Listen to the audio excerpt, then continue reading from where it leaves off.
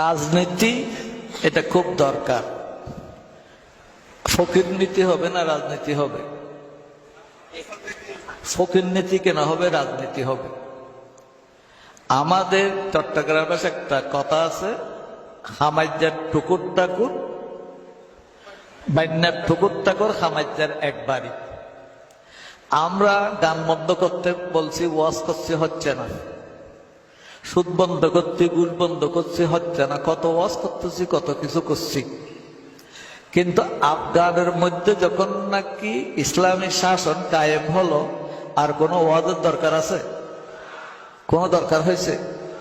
আমরা এত কিছু করার পরও এইদিকে করলে এইদিকে ছুড়ে, এইদিকে করলে এইদিকে ছুড়ে, এইদিকে করলে এইদিকে ছুড়ে। আফগান যখন ইসলামী শাসন হয়েছে, আর কিছু করার দরকার হয়েছে না? হয়ে গেছে। এই জন্য রাজনীতিটা, রাজা মানে উপরে, তো রাজনীতি মানে সবাইয়ের উপরের নীতি।